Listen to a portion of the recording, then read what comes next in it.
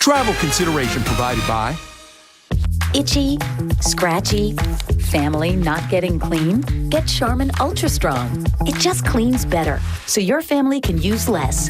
Hello, clean bottom. They joy to go with Charmin. And this is how we load the mix-ins into Blue Bunny's loaded treats. Who wants to do the... Oh, me! Each one is loaded to the last bite. Blue Bunny, we make fun. Never forget your first. Tomorrow on ET, can you guess the superhero at the top of Chris Hemsworth's kids list? Hint, it's not Thor. It's definitely my boy's favorite character. Wow. We're also going to tell you how Christian Bale's family convinced him to join the MCU. They corrected me on that and said, no, Dad, you're definitely making this one. I mean, there never could have been a no. But before we go, there is a new viral TikTok dance going around to Kenny Loggins' track Footloose. Now, this was not in the movie, no, but that did not stop Kevin Bacon. Happening now. We spoke to a property owner who is located right next to where the trailer was found. What kind of illegal activity he sees in this area coming up. We will do more to better secure this area. After more than a month, Governor Greg Abbott is back on the border in Eagle Pass talking immigration and border security. Coming up, we hear more on his latest strategy. A little bit of activity on the radar screen this afternoon. We'll look at that, but especially focus on that tropical moisture and cluster of storms in the Gulf and where that's likely to go. The News at 5 starts right now. At First at 5, we begin with breaking news in southwest Bexar County. One person dead, 2 suspects on the run, and the Bexar County Sheriff's Office confident that they're going to find them. Right now, the sheriff's office is at 2 different scenes. One where the victim was killed, the second where the suspects may have left their vehicle. It's near Old Pearsall Road and Edwards Road, across the street from several Southwest ISD campuses. That's where we find John Paul Barajas. John Paul, what else do we know right now? Steve, Stefania, right now things are getting back to normal here at the scene. The last few investigators just left, so the law enforcement presence has disappeared. Right by that red car and white car is where the suspect's vehicle was left. That has since been removed. And as you guys mentioned, Southwest ISD is right next door to where this all happened. We are told that there were students and staff on campus for summer school activities. District officials told us they were on secure mode for about 3 hours, but they did notify parents just after 4 p.m. that students were going to be released early. As for what do we know about this shooting itself, we know that around 1 p.m., 2 cars off of Cinco de Mayo Road near Highway 90 in Montgomery were involved in a shooting. Sheriff Javier Salazar is unsure if the cars exchanged gunfire or if multiple suspects shot at one vehicle, but he knows 2 different guns were used because of bullet casings found at the scene. He didn't want to speculate on what types of guns were used, though. He adds a 40 to 50-year-old man was hit at least once by gunfire. His car then rolled about 100 yards into brush. The sheriff saying the 2 suspects on the loose are dangerous, not just because of the shooting, but because of the lengths they went to finish the job. Left their vehicle, went into after the victim's vehicle on foot, fired several other shots. Indicates they wanted him dead pretty badly, and the victim died there on scene, and the suspects fled. The sheriff says right now they do not have a motive, and by just eyeballing the scene where the shooting happened, he said dozens of bullet casings were found. But he is confident that the 2 people who are responsible for this will be caught. He says they do have surveillance video from this area where they left their vehicle. Again, confident that they will catch those 2 people responsible. John Paul Barajas, KSAT 12 News. Now, Mexican officials are releasing new details about the human smuggling tragedy from Monday. Yeah, how the truck got to San Antonio and more about who was driving. KSAT's Camelia Juarez tells us the latest. I mean, it shocks you. It gives you like the goosebumps. It stays with you for a while. Marvin Haas could not believe his eyes. Dozens of bodies abandoned right behind his salvage yard Monday night. Whenever we got there and I start seeing bodies, I mean, like it was just it was pretty bad. According to a timeline released by President Andrés Manuel López Obrador of Mexico, the truck first entered the U.S. in Laredo. Cameras caught it passing the Encinial and Cotula checkpoints. The migrants were in the enclosed trailer for over 2 hours before stopping on Quintana Road. It is a trucking company, so we normally see a lot of 18-wheelers going in there, but again, not enclosed trailers, always against for dump base or rock or something like that, but not enclosed trailers. The driver was also caught on CBP cameras. Numerous sources point to 45-year-old Homero Zambrano as the person behind the wheel of the big rig.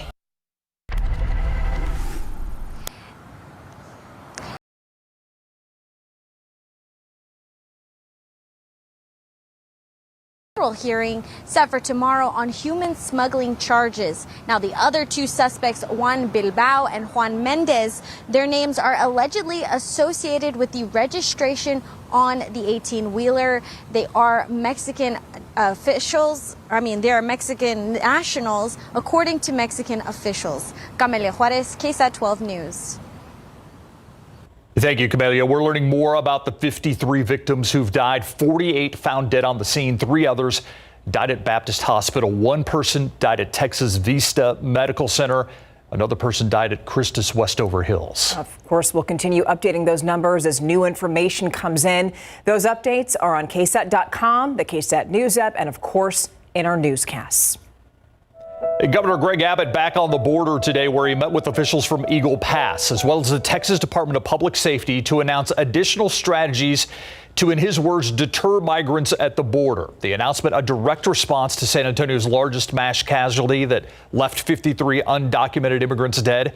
Alicia Barrera is in Eagle Pass. She joins us live with more details about the new border security tactic and how soon Texas could see this change. Alicia.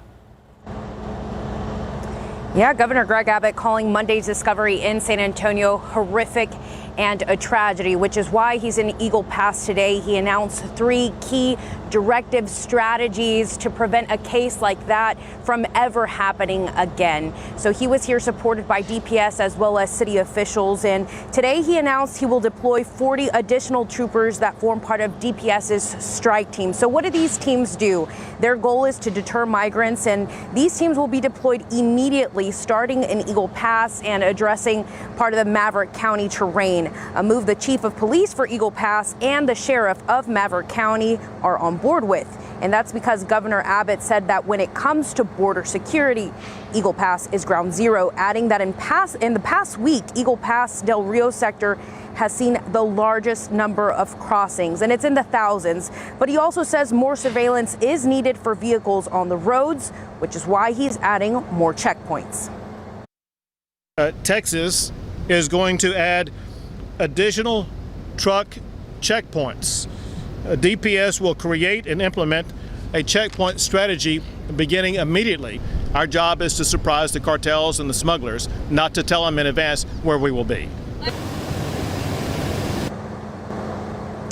This job is one usually carried out by CBP and Border Patrol. In this case, it will lie in the hands of DPS, but how soon, that's still unclear. Another agency that needs help is in Eagle Pass will be Border Patrol, the police department. And we actually hear from the chief of police coming up at 6. Live in Eagle Pass, Alicia Barrera, KSAT 12 News.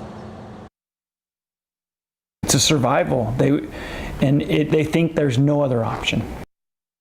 Stick around, because we're introducing you to a San Antonio couple all too familiar with why some migrants flee to the U.S. Why do they risk it? How they use their time living in Honduras to learn about the challenges that Honduran women face while trying to survive, and also the solution that couple came up with that went from helping one young girl earn a living to a lot more people. It's a story from Marilyn Moritz. You don't want to miss it. It's coming up later on in the newscast. Let's turn to Uvalde now. The State House Investigative Committee held another hearing this morning. So today, 4 teachers, 4 Uvalde police officers, and Mayor Don McLaughlin all spoke about the May 24th massacre at Robb Elementary. These hearings have been closed to the public. However, Mayor McLaughlin made a statement after he testified today. You know, I've been in support of this hearing from day one because I think they're going to truly get answers that we're not hearing everywhere else. Because like I said, since Since this tragedy happened at Robb, I have yet to be briefed by anybody from any agency on what went on.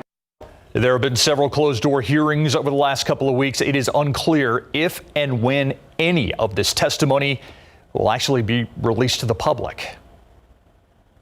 The long-rumored trade happened. The Spurs All-Star guard DeJounte Murray has been traded. All right, so Greg Simmons is here with more on that trade, what the Spurs got in return, and really what this means. We've been hearing a lot about this rumor here for quite some time. Something happened in the last couple of hours to actually make it go through, and I'm guessing they took the lottery protection off of those picks here. In a shocking and bold move, the Spurs are trading DeJounte Murray to the Atlanta Hawks. In return, the Spurs have received multiple first-round draft picks and for Danilo Gallinari. Spurs will get a 2023 first-round pick via Charlotte, and then Atlanta's 2025 and 2027. The Hawks and the Spurs will swap first-round picks in 2026. That means the Silver and Black have gone into full rebuilding mode to dealing their best player and only All-Star from last season. Normally, you would build around a player like Murray as a starting point guard, but at the same time, his value will never be higher. After 13 triple-doubles this season for a total of 18 in his career in 2 years, will be looking for a max contract in the neighborhood of $42 million a season. Now, more on the DeJounte trade, and the Spurs' top draft pick this year suffers a setback in his first-ever minicamp. Got that for you coming up at Sports. All right, Greg, thank you. In other news now, not guilty. That is what the jury decided today for the man on trial for the shooting death of 3-year-old René Blancas Jr. If you remember, that little boy died in 2017, shortly before he turned 4. Someone shot him while he was sitting in a vehicle with his family. Eric Treviño was the person who was accused of opening fire, but the defense in this case argued that Treviño was innocent, saying the scene of the shooting was poorly lit, which made it impossible to see who was driving the suspect's vehicle. They also argued that Treviño, who has several Cadillac tattoos, wouldn't have been driving the suspect vehicle, which was a Honda. New at 5, a 25-year-old man charged in his father's murder in Comal County. This is Jakob Hickman. He's accused in the shooting death of 51-year-old Paul Stotzenberger, who authorities say is Hickman's biological father. The victim found dead inside a home on Campbell Drive in Canyon Lake earlier today. It's unclear what led to the shooting. The Comal County Sheriff's Office is investigating. We have new details about a fatal crash on I-10 this afternoon. One person dead after their vehicle was hit by a truck near Fresno. That's north of downtown. San Antonio police say a driver having issues with his flatbed truck was trying to exit the highway while crossing near Fresno. He hit a white car, killing the driver inside. No charges are pending as we speak. Hey, the aquifer is up 1 foot today. I mean, still well below average for this time of year, but hey, it's an improvement. It's better than nothing. Temperatures back into the 90s today. And look at Leon Springs, Roland's backyard. Yesterday, 1.25 inches. Bulverde from Bryan, about 1 inch in his rain gauge, and near Lavernia, about 0.6 of an inch. A few pop-up showers, mainly east of town, and a few close to the border as well this evening. Then mostly clear with increasing humidity. We're watching that cluster of storms in the Gulf. I'll show you where that's most likely to go in the days ahead. Coming right up. After thank you. Now, coming up, we told you a little bit about that couple's mission to help women in Honduras. You're going to meet the Kimballs, who after living in Central America for 3 years, came back home with a pretty unique idea. The organization they've created that's helping women learn a new skill and earn a living. When we come back.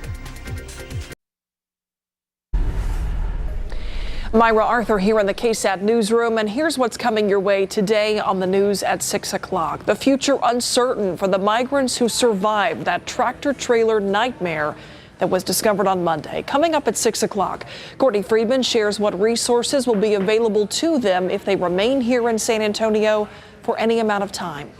Plus, guns in America. It's a brand new KSAT Explains. We don't usually see them because the medical examiner usually sees those patients. Dr. Ronald Stewart has treated victims from both the shootings in Sutherland Springs and now from Uvalde. But long before those, he began working with fellow doctors to come up with solutions to gun violence. Tonight, we're hearing from Dr. Stewart, mental health professionals, and those who know guns and the U.S. Constitution.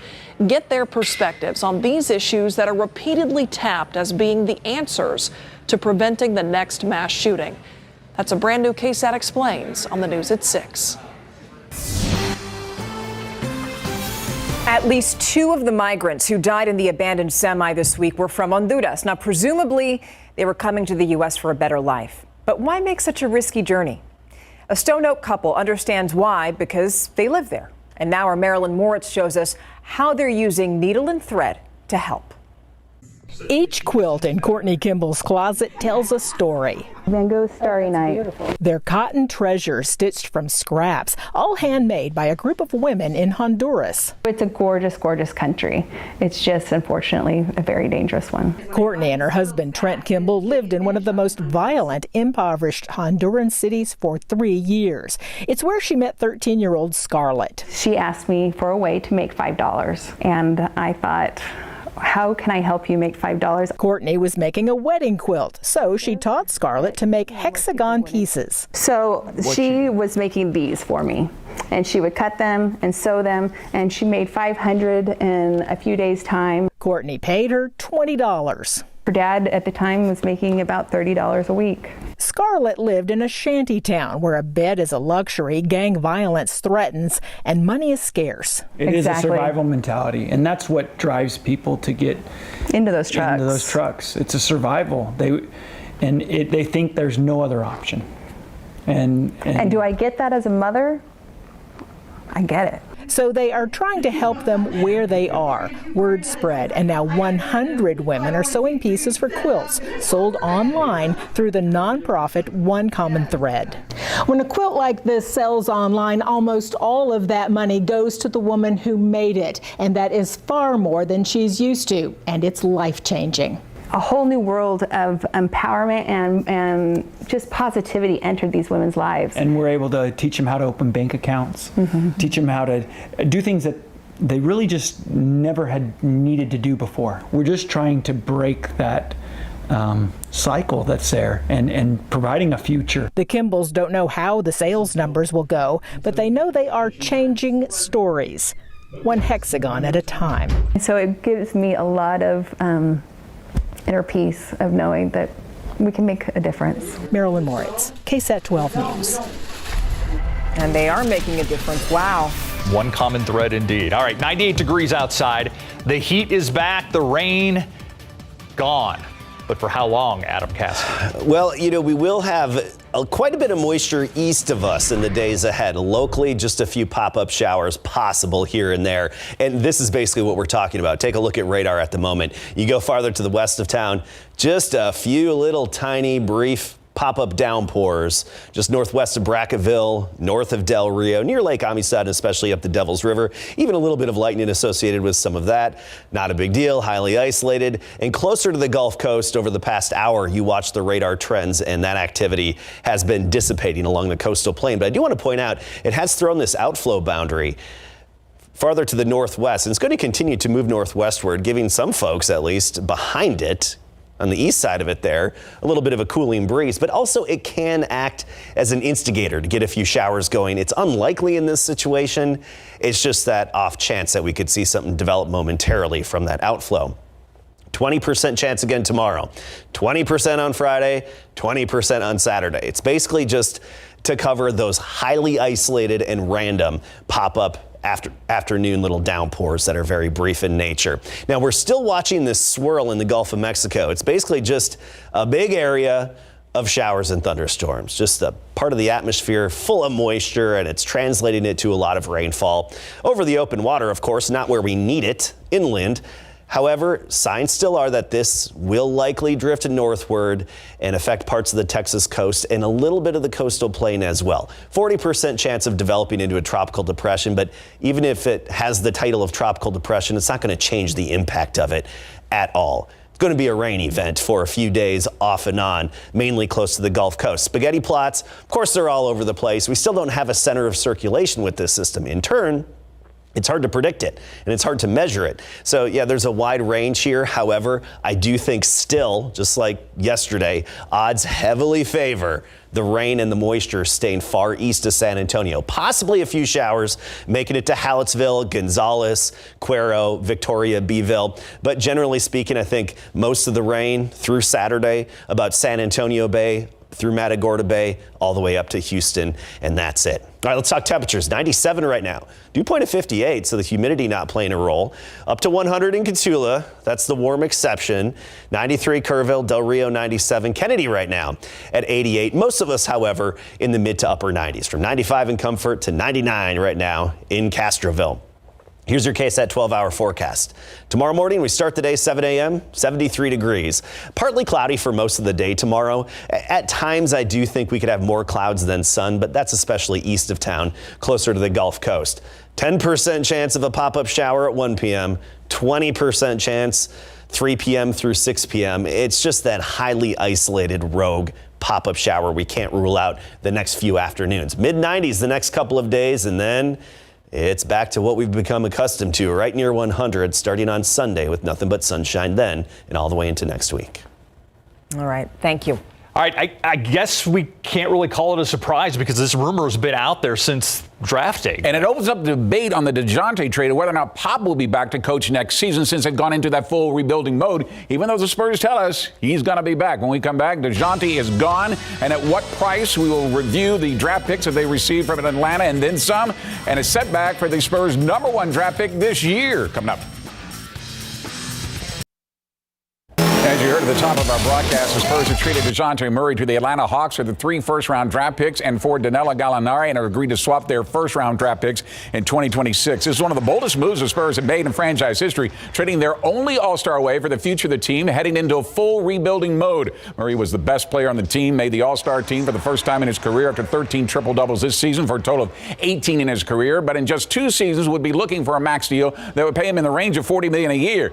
Here's a more detailed look at the trade. Here's what the Spurs receive as a result: 2023 first-round pick via the Hornets, 2025 first-round pick. They swapped 226 swap first-round picks, a first-round pick in 2027, and for Danilo Gallinari, which they will probably pay off. And the Hawks received DeJounte Murray. The Spurs' #1 overall draft pick, 6'9" Jeremy Sohan, has suffered a setback before even the team's first summer league practice today. The 19-year-old #9 pick overall has been placed in the NBA's health and safety protocols after testing positive for COVID. That was confirmed today following the Spurs Summer League's team's first workout. That means he will certainly miss all of this week's practices. And while some say it is unlikely he will play in Las Vegas, those games don't start until July 8th, a week from this Friday. Even though Spurs head coach Greg Popovich was on hand today, it'll be assistant Mitch Johnson who will coach the team in Vegas. He won't participate in camp. I think it's kind of a play by ear, so we'll see what it looks like in Vegas, and hopefully, we get him ramped up. But at this point, we just want him to be healthy and make sure he's doing okay. There's so much expectations to go on these guys when nothing's going on, right? So I think at this point, we're not even going there, right? We're not saying it's going to be this or it's going to be that. I think just want him to get okay and get him back and see where we'll be at when we get him back in the gym.